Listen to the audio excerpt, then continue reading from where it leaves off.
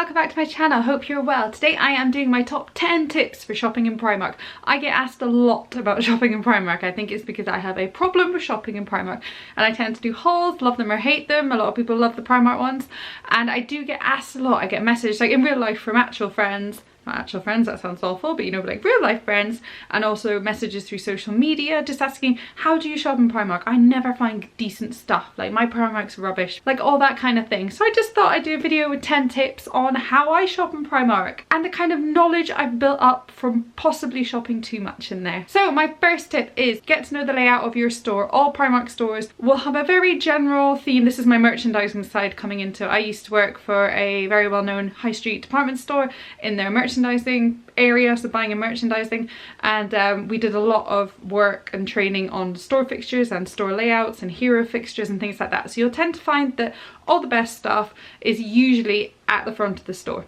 obviously for very obvious reasons, on very obvious fixtures. So as you come in, there'll usually be one right there and right in front of you. You will find a lot of their sort of key pieces, they're very trend-led pieces, the bits they think that are going to do very, very well basically. So it's always worth checking them out.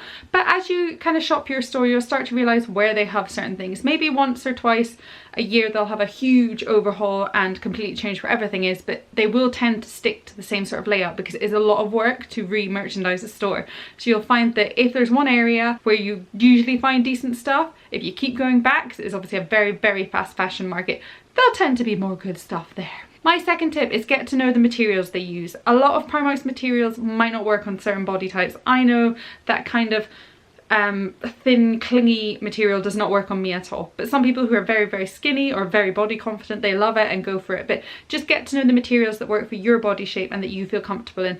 Also, in terms of, there are some materials that my skin doesn't feel comfortable in, so I just don't buy anything in that material. But there's a lot of cotton materials and a lot of very light based materials that I really like, and I can spot them a mile off now. My third tip, and this is a really big one, and you'll probably heard people who do Primark hauls mention this as well as me, but usually you're gonna have to buy up a size, if not 2 sizes up from what you usually are, because for some reason, I don't know if Primark originally is based in Europe. Usually a lot of the time Europe stores are a lot smaller made because people are a bit smaller, so I tend to find that I always have to go a size up, nearly, I'd say 9 times out of 10. And then in some things, especially things that have buttons that are around your bust, Primark don't really cater for busts, so I usually have to go up 2 sizes if there's anything like that. So usually I don't tend to try on in Primark. I'm really bad. I'll just return things. I'll try them on at home just because I can't be done with the whole saga of trying things on. I don't try on in many stores, to be fair.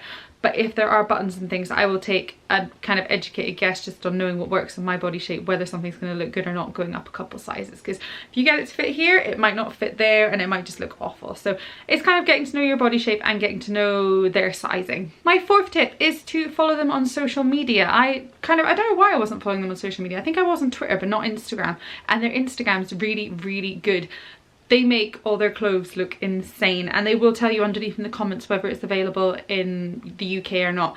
A lot of the times the really, really good stuff is never available with us, but every now and again you sort of spot a thing, and I find it really easy. If I do really like something, I just bring it up on here, bring it into store and show it to one of their members of staff. I find the staff are really, really good in Primark actually, and they are quite knowledgeable and they do know their products pretty well. A lot of the time when I've gone in asking for something, they've been able to say, oh, we don't stock that, or we're not ranged for that, it's only bigger stores, or it's not available in this country, or it's sold out. They are really good, so definitely that's a really good tip to save you some time. Tip number 5, don't forget to check out the home section. They have a really, really good home section. We like their bedding, it actually washes quite well, really good prices. Their cushions are really good as well.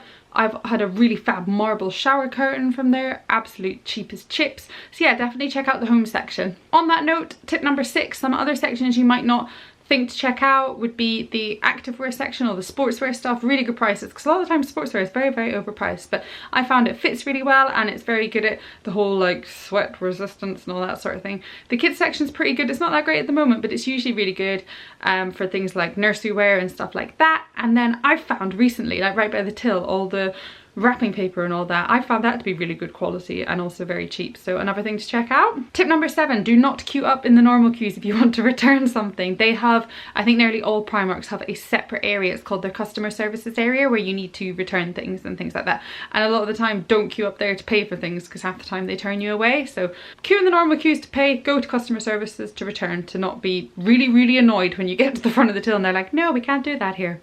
Tip number 8, use Primark to buy your trend-led pieces. You know, your dungarees, I just bought some last week, and things that you think you might only wear for one season that you don't want to invest a lot of money in.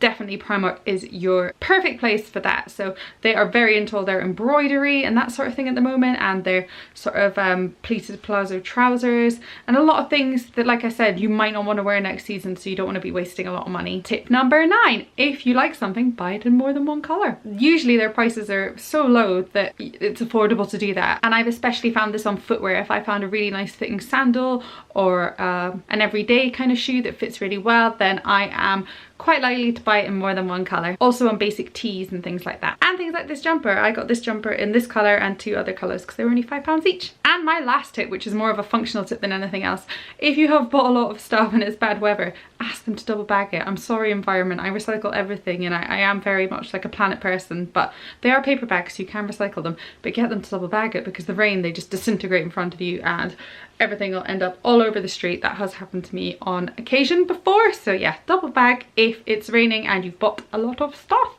So that was my 10 tips for shopping in Primark. Hope you found them interesting. It's probably all stuff you already know, but I thought because I've been asked quite a lot, I may as well do a video like this. So don't forget to subscribe. Thanks for watching and see you soon. Bye.